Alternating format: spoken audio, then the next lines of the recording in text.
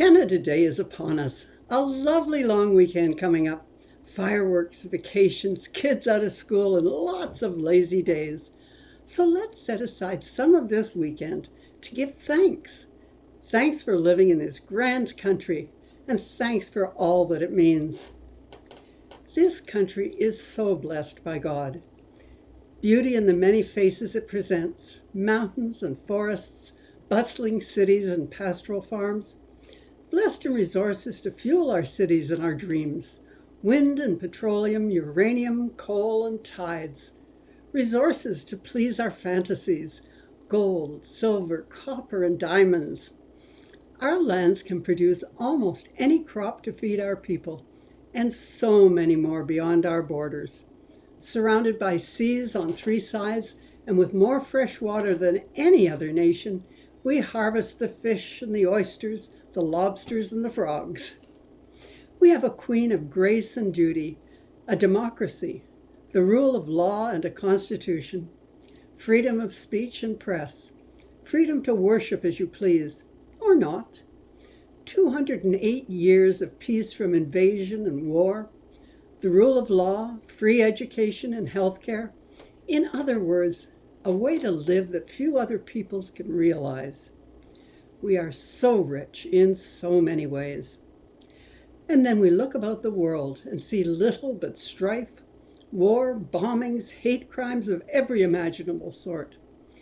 Muslims blamed for blowing up Christian churches, Muslims run over in the streets, women sold into slavery, gays executed for their love, Jews blamed for everything, images of the abuse of children on the internet for the pleasure of the perverted, refugees fleeing from war, from persecution, from their former neighbors. Starvation, deprivation, a lack of potable water is a reality for so many. Food shortages blamed on supply lines, war, climate change, but whatever the cause, it all culminates in empty bellies, empty bowls, and empty places at the family table. We complain so much and find fault with our history, our leaders, our economy, our environment, you name it. And some group is out marching, complaining, petitioning, graffitiing, defacing statues of historical figures, warranted or not, and endlessly picketing over their causes.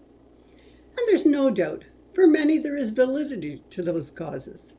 Mistakes have been made, whether out of greed, malice, or good intentions. Although it would be useful if we learned how to differentiate between the causes and accept that the realities and priorities of our past were different than those of today. Just as tomorrow there will be other realities and others who will look back on us and deride our failures. Learning to recognize what needs to be changed, what needs to be forgiven, what needs to be remediated, and how to differentiate. We need to plan for an inclusive future, not one where we divide into warring factions, each proclaiming their hurts and damages as worse than any other, and more deserving of recognition. We cannot afford to form islands of discontent, recognized by color, sex, race, religion, politics, education, or so many other ways that one can proclaim their unique affronts.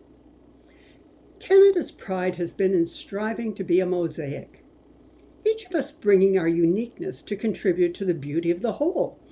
We're not the melting pot ideal of our southern neighbors where all merge into a oneness. Rather, we celebrate our diversity as what makes up the completeness of the whole. We cannot afford to lose that. Falling into division and the recognition of only what divides and separates would be the greatest of tragedies. For another attribute that Canadians have for long taken pride in is toleration. Funny how tolerance is less tolerated than it once was. Today we're told that toleration is inadequate. We must love unreservedly all diversity. Although I note that those who promote that position do not extend that love to positions with which they do not agree.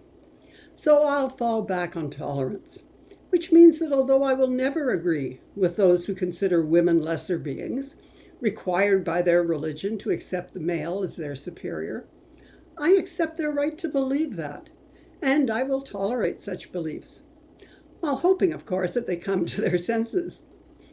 I will cheer for the Maple Leafs and tolerate, even join in, on the hoopla for a great goal from the other side.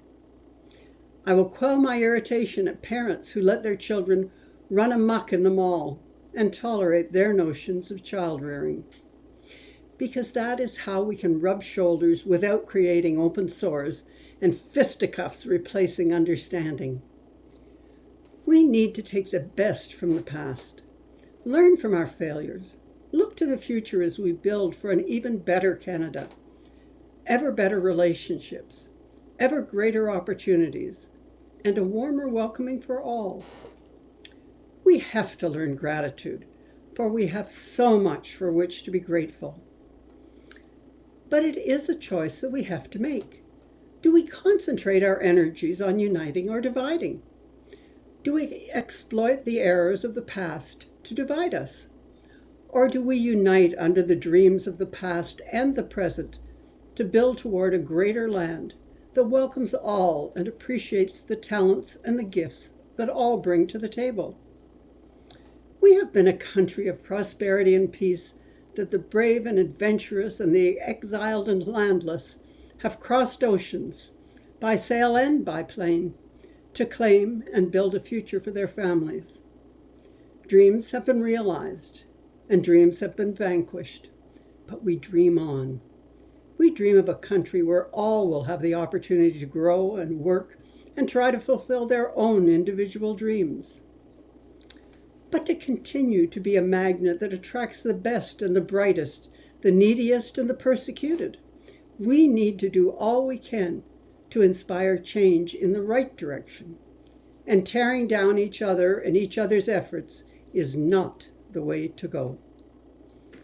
We need to share common dreams for Canada, and this Canada Day weekend is an ideal time to make that commitment, that we will be a more tolerant nation, that we will be a nation that cares to make this world a better one for all, that we will care for the peoples of the world and welcome them to share the future with us, and we will set the example for appreciating each other and the differences and the individuality as a unique gift from God. And when added to the Canadian mosaic, all will be well. Happy Canada Day as we joyfully celebrate our uniquely wonderful land. So may it be. Amen. Now, get out of the house, look around and hit your favorite park or lake or patio. Remind yourself of the joys and the adventures that lie just around the corner. Explore. Check out a neighborhood you've never visited before. Try a new restaurant. Go to the beach and stick your toes in the lake. It is a great time to be alive, and such a wonderful land in which to be alive. Happy Canada Day.